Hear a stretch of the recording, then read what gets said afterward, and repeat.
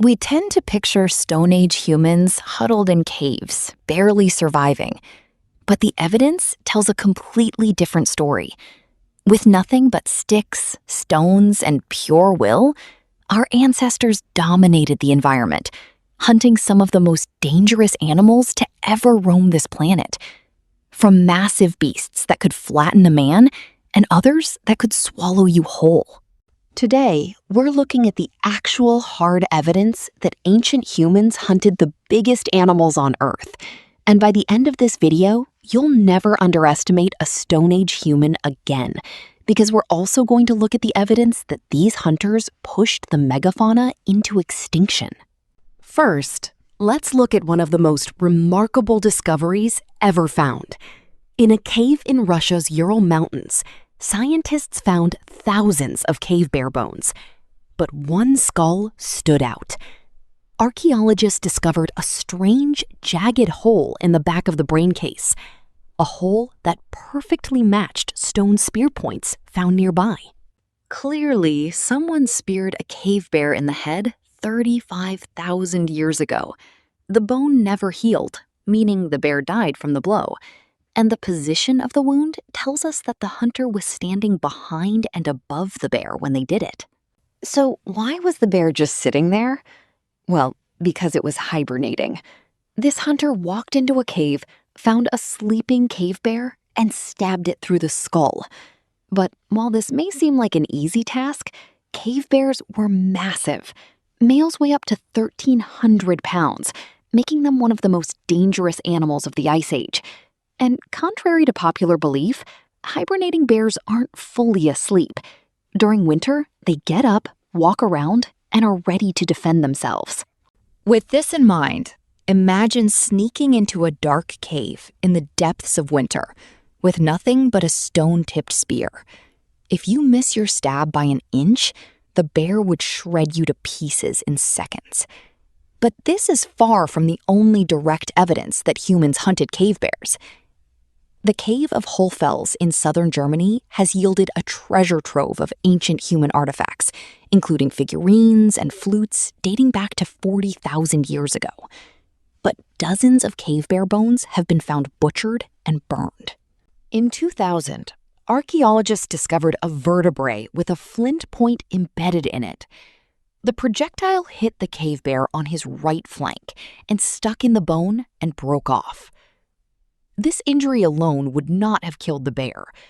Butchery marks and the rest of the bear's skeleton proved that the hunt was successful. The angle of attack suggests that the bear was laying down or hibernating. This site is 2,000 miles away from the Russian site, but both of these populations seem to have hunted cave bears in the winter. But the next example of a bear hunt is the most dramatic discovery of the Stone Age. A bear hunt gone horribly wrong. At a tiny, narrow cave in Switzerland, archaeologists discovered a bear and a man cramped in the back of a cave. Both date to 14,000 years ago. The story got even more intriguing when a dozen stone projectiles were found among the bones, and one was even found in the bear's neck vertebrae. Archaeologists began to realize that this was direct evidence of a hunt gone wrong, preserved for over 14,000 years.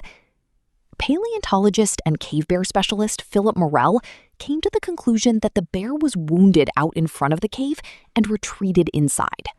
Numerous charcoal fragments found inside the cave far exceed a simple campfire. It appears that the hunter was trying to smoke his prey out of the cave. Perhaps thinking the bear had expired, he climbed into the cave, descending a narrow passage. The bear, still clinging to life, attacked. By the time the adrenaline wore off and the blood left the veins, the two lay dead, and for all of human history, remained next to each other until their excavation. This discovery is truly 1 in a billion and proves just how willing ancient humans were to face danger head-on. But this bear was a mere cockroach compared to the next animal ancient humans hunted. At up to 8 tons, the woolly mammoth was as large as the biggest African elephants alive today. And we have direct evidence that ancient humans took them on with sticks and stones. In 2008, ivory hunters in Siberia noticed something poking out of the ground. What followed was one of the most stunning archaeological discoveries in history. Over 1,000 mammoth bones from at least 31 individuals, all in one place. But here's where it gets incredible. Several of those bones had stone spear points embedded directly in them. One shoulder blade had a hole driven right through it. Another had 2 stone fragments and a sliver of ivory inside, likely from the shaft of the weapon itself. Every single wound was aimed at the same spot, behind the shoulder blade, right where the heart is. One spear in the heart, and even the largest mammoths would fall. These hunters knew exactly what they were doing, and cave paintings in Spain and France even back this up. Mammoths are depicted with heart symbols and spear markings painted over their vital organs. This knowledge was spread across the entire continent.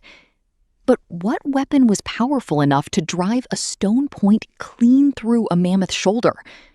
A spear unlike anything most people imagine. A wooden shaft was used for the main body, while the foreshaft was made of a more durable material, such as mammoth ivory or woolly rhino horn. A razor-sharp stone point was secured to the tip, while sometimes stone flakes were hafted on the sides, making an incredibly deadly composite tool. Another find from Siberia consists of a mammoth vertebrae with a round hole and stone flakes embedded on 2 sides. This is the most direct evidence found that humans were using incredibly complex composite weapons to hunt mammoths. These spears were likely thrown on the tips of spear throwers, also known as a lot, weapons which allow you to throw spears much farther and faster than by hand. The hunters at the Yana site were undoubtedly able to take down a mammoth. But the site got even more intriguing when researchers took a closer look. By measuring the bones, researchers found that 69% of the mammoths killed were adolescents and young adults. Over half fell within incredibly narrow range. These hunters were selecting particular animals, almost like a harvest. At that age, mammoth tusks were large enough to be useful, but not yet too curved to work with. Furthermore, the rest of the mammoth remains show no evidence that they were butchered. They were clearly hunting mammoths for their ivory. Nearby the mammoth remains, archaeologists discovered a separate main living site that had thousands of bones of bison and reindeer, the main prey of these people. Of the thousands of animal bones found at the main living site, researchers found 5 tiny, fragile bones that supported a mammoth's tongue. These bones are completely useless unless there's a fatty tongue attached to them. These people were so well fed that they hunted the largest animals in their environment, ate the tongue as a delicacy, and left the rest behind. Of the 31 mammoths at the site, only 4 showed physical proof of being hunted. The other 27 almost certainly were too. The spears just hit soft tissue and left no trace on the bone. Think about that. You can kill a mammoth and leave 0 archaeological evidence, which means everything we know about ancient mammoth hunting is likely just a fraction of what actually happened. And while our ancestors were undeniably fearless hunters, they were mere boys compared to the Neanderthals. Before our species even left Africa, Neanderthals were hunting elephants weighing up to 15 tons, twice the size of a woolly mammoth. And the proof is some of the most stunning evidence ever found. At the Levington site in Germany, archaeologists excavating the remains of a straight-chest elephant found a complete wooden spear in between its ribs. The spear had warped over the 125,000 years it had sat there. It was nearly 8 feet long and made of yew, an extremely strong wood that was used for English longbows. Such a weapon could withstand an incredible amount of force. But could it really have been used to kill the largest land mammal of the Ice Age? The key evidence is on the ribs. 7 of the ribs have deep cut marks made by stone tools. They are consistent with the butchery of the elephant by Neanderthals. But one rib showed something more intriguing, a series of cut marks on its internal face. In order to make these cuts, the Neanderthal had to be working from the inside of the rib cage. This means that the carcass must have been fresh, as the organs were being targeted. This matters because if the organs were worth recovering, the Neanderthals must have had primary access to the carcass. No direct evidence of a spear impact was found in the elephant's skeleton, but this isn't surprising. What is far more important is the age of the elephant. It was a male, around 30 years of age, at the prime of its life. Such a force of nature wouldn't simply die at a lakeshore and then happen to have a spear fall beside him. A spear between the ribs, a fresh kill, a prime bull. This all points to one direction. Neanderthals were targeting the largest species of the Ice Age with simple wooden spears. Throwing a dart from distance is, one thing. But actually going up and stabbing an elephant with a wooden spear is just insane. And remarkably, this isn't the only evidence we have to support this idea. At another German site called Neumark Nord, more straight-tusked elephants have been found butchered by Neanderthals. The demographic suggests that these Neanderthals were directly hunting adult males, animals which on average weighed 13 tons, with the largest weighing up to 19 tons. So why on earth would Neanderthals target them? Adult male elephants spend a lot of time by themselves, as their size alone is a deterrence to almost any predator.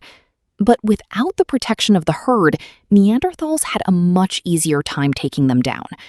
Such a large animal could have fed a band of Neanderthals for over 3 months, if they could keep the meat from spoiling. But researchers hypothesized that larger groups came together to hunt communally. Focusing on adult males would have given these groups a high return for a smaller risk. And while it is hard to imagine hunting such a large animal with simple wooden spears, it has actually been heavily documented by hunter-gatherers in Africa in the past century. The Mbuti pygmies of the Congo actually used to hunt African forest elephants with nothing but wooden thrusting spears. Adult men only stand 4'6" and weigh just 100 pounds on average. Meanwhile, their prey weigh in excess of 5 tons. Among the Mbuti, there were several ways to hunt elephants. Large group hunts occurred, where lone elephants were targeted by dozens of spears. They would target the backside of the knees to immobilize the animals, leading to a long, drawn-out death. Often elephants were targeted by only 3 hunters. They would track an elephant and wait until it went into a muddy marsh. While distracted, one hunter sneaks underneath the animal and thrusts a metal spear deep into its abdomen. As the elephant runs into the cover of the trees, the spear shaft knocks against branches and cuts the intestines further. The elephant quickly loses its ability to resist, and the hunters are able to finish it off. Neanderthals may very well have hunted large elephants like this. Both Neumark Nord and Laringkiejen were located on the shores of bodies of water, which would have limited the elephant's mobility. Though a wooden spear may have not been able to mortally wound an elephant in one stab, a well-made large stone point certainly could. Neanderthal stone points were just as deadly as anything we were making during the Stone Age, and we know Neanderthals were brave enough to get this close to dangerous animals. Over half of Neanderthals were severely injured during their lifetimes, and this is evident with another incredible discovery. Cave lions were the apex predators of Ice Age. Males were 20% larger than modern lions. But that right there is the rib of a cave lion, with an impact from a wooden spear. 48,000 years ago, a Neanderthal stabbed the apex predator of the Ice Age and butchered it after. Cuts around the hands and feet suggest that they took the pelt from the animal. So some Neanderthals stabbed a cave lion with a wooden spear and kept its skin as a trophy. Neanderthals were literally built different.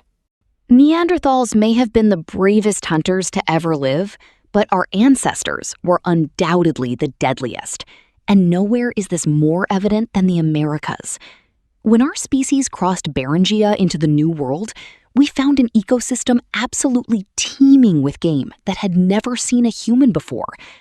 But hunting these animals were the most deadly predators of the Ice Age. Dire wolves, saber-toothed cats, giant cheetahs, and the biggest cat that ever lived, the American lion. Here is the skull of the American lion. It is insane, but it is dwarfed by the true king of the Americas, the short-faced bear. At an average of 1,400 pounds, this bear was over twice the size of a grizzly. When walking on all fours, it was tall enough to look the average man in the eye. When standing on its hind legs, males could be nearly 12 feet tall. This beast was truly a force to be reckoned with in the Pleistocene Americas. In the late 1980s, biologist Val Gist hypothesized that the short-faced bear prevented humans from migrating into North America. They may have been so physically dominant that humans just couldn't compete. That was until archaeologists found direct evidence that ancient humans were eating short-faced bears. At the site of Lubbock Lake in Texas, archaeologists discovered a Clovis culture butchering site. Here, they found butchered remains of Columbian mammoths, camels, horses, but the most surprising find of all was the short-faced bear. Its remains show that hunters carefully removed the skin of the animal, even from the hands, suggesting they intended to keep the animal's hide. Its meat was also harvested, while one of its bones was even turned into a cutting tool. We don't know how these ancient hunters procured this bear. They may have just found its corpse, but the possibility remains that they directly hunted it, or maybe they were forced to face it in a confrontation. What we do know is that 12,000 years ago in Texas, some badass hunters were chewing on some short-faced bear meat and keeping its skin as a trophy. But surprisingly, at 3 other sites in Ohio, Utah, and Idaho, stone artifacts have been found in direct association with short-faced bear remains. The evidence in Idaho consisted of a short-faced bear foot bone charred in a fire. At another site in New Mexico, short-faced bear hairs were even found in a cooking pit. Human hunting and butchery of large animals would have put them in direct competition with the short-faced bear. There would have been times where these people had to make a choice between starving or defending their kill from a 1,500-pound monster. Though this sounds like an impossible challenge to us in the modern day, 20 skilled hunters armed with spear throwers would have been a formidable force, even for the deadliest predators of North America. But the short-faced bear was minuscule compared to the largest animal of the Americas, the Columbian mammoth. At up to 12 metric tons and about as tall as a giraffe, these beasts towered over all others. But ancient humans found an ingenious way to bring them down. In Mexico City, of all places, archaeologists discovered 2 man-made mammoth traps containing the remains of at least 14 mammoths. These pits, dated to around 15,000 years ago, are among the first known structures built specifically for hunting mammoths. The pits were about 6 feet deep and 80 feet long, containing hundreds of mammoth bones. The skulls were flipped upside down, perhaps because the hunters were after the mammoths' tongues. This site is extraordinary, to say the least. Digging such a large pit would have been a monumental task. Organizing hunters to start digging in hopes that they could trap a mammoth reveals that these people were capable and sophisticated strategists. This discovery is truly unique, though this practice may have been much more widespread than we are aware of at the moment. Further north, 13,800 years ago, we have direct evidence of mastodon hunting. A giant rib was found to have a bone spear tip embedded in it. The spear tip seems to have also been made of mastodon bone, probably thrown in the animal's side. The Manus site is undeniable evidence that mastodon were hunted, while butchered mastodon remains at multiple human sites suggests that this practice may have been common. All the way down in Brazil, we have evidence of another mastodon hunt. A 1-year-old Noah mastodon calf was found with a spear point deeply embedded in its skull. Some hunter, 13,000 years ago, speared this poor baby in the face. For which reason, we can only guess. But back in Texas, hunters were coming up with a far more ingenious hunting strategy. They were driving dozens of bison off the edge of a cliff. The bonfire shelter preserves the earliest buffalo jump site in the Americas. A layer called Bone Bed 2, which consists of as many as 120 bison antiquus, was created by at least 3 separate events, the earliest of which dates back to 11,000 to 12,000 years ago. The practice of driving bison off of cliffs was well documented by early American explorers. The Crow tribe of Montana used a strategy which utilized the entire society. A runner would corral the unsuspecting animals towards a cliff edge, where other hunters would be waiting behind trees and rock piles. The hunters would emerge, chasing the panicked animals towards the edge. As the bison in the back unknowingly pushed their kin off of a cliff, the majority of the tribe was waiting at the bottom, ready to dispatch, dismember, and devour the hairy brutes. Some of these hunts reportedly killed as many as 1,000 bison at a time. The hunters would often try to use everything they could from these carcasses, but in situations of such excess, sometimes they left putrid carcasses on the landscape with only their fat-rich tongues missing. It is amazing that such a complex strategy was utilized in the Americas at least 12,000 years ago. And while running a dozen bison off of a cliff is impressive, the next animal we are talking about could fit an entire mammoth in its mouth. The Bongodong petroglyphs are some of the oldest art in South Korea.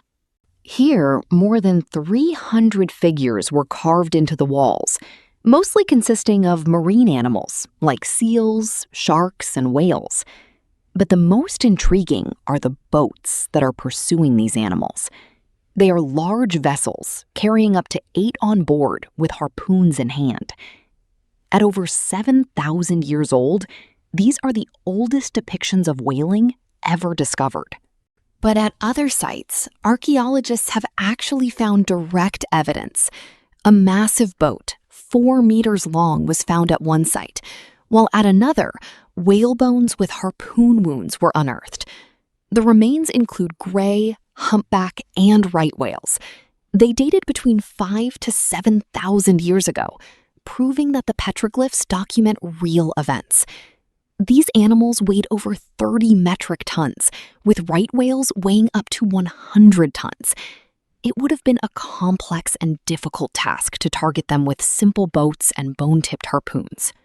But they were clearly successful, as their bones were found at sites all over South Korea. An animal this large would have fed a community for months, while also providing bones for tools and skin for shelters and clothing. The ancient maritime culture of South Korea was impressive, though they were far from the only ones to hunt whales in the Stone Age. In Brazil, archaeologists have found abundant evidence of whale hunting going back 5,000 years. Massive bone harpoons were used to target baleen whales. 50% of the bones are from the massive southern right whale, one of the largest whales on Earth. They are slow-moving and float after death, making them fairly easy to hunt, even with simple technology. At 50 to 90 tons, a single successful hunt would have yielded over 10 times the food Neanderthals were getting from an elephant hunt. It is really unfathomable to think about that much food for hunter-gatherers. The trouble of securing a whale was certainly worth it. And all the way on the coast of Oregon, archaeologists found direct evidence of whale hunting. A bone point made from elk antler was found lodged in the hand bones of a humpback whale. Other sites in Alaska, Norway, and in the Arctic prove that even with Stone Age technology, humans were capable of taking down some of the largest animals on Earth. By now, you understand that ancient humans were without a doubt the apex predators wherever they went. But the question still remains. Are we the reason why a dozen species of megafauna went extinct at the end of the last glacial period? Decades ago, archaeologists started to notice a pattern. Wherever our species showed up in a region, the extinction of large animals soon followed. The further we got away from Africa, the more unprepared animals were for us. In North America, 72% of species vanished, while 83% perished in South America.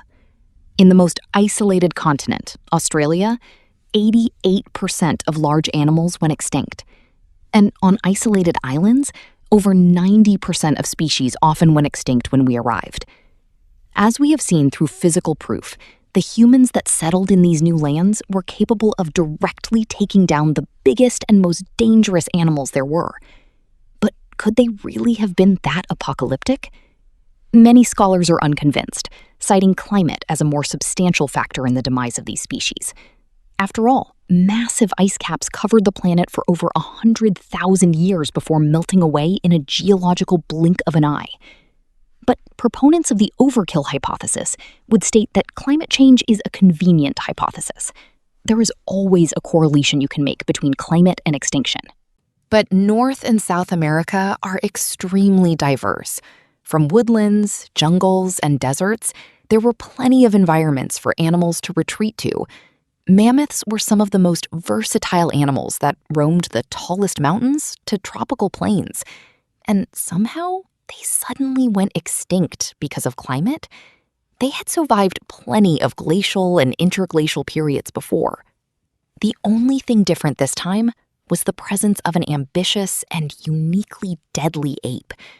The Clovis culture was almost certainly not the first people to enter the Americas, though their story is one of the greatest in human history.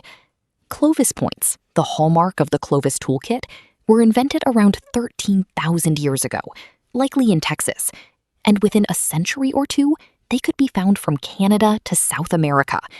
This culture had figured out a way to utterly dominate their environment. And the key may have been hunting mammoths.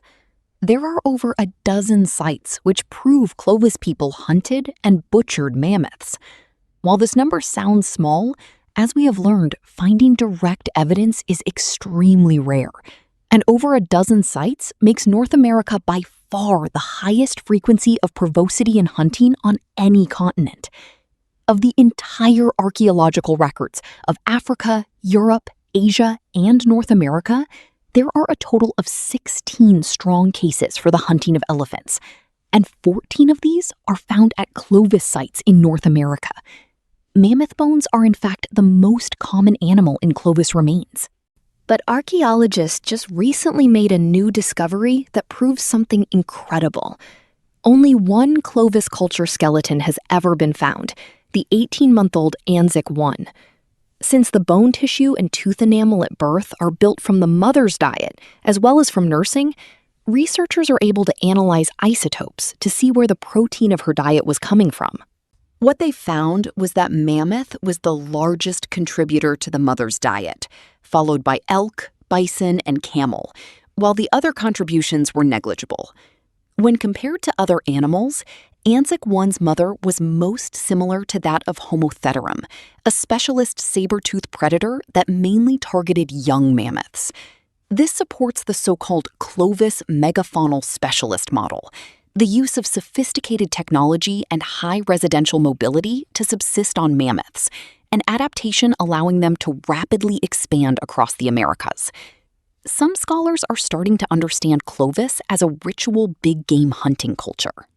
They appeared as a culture with a distinct technology and strategy that facilitated hunting mammoths.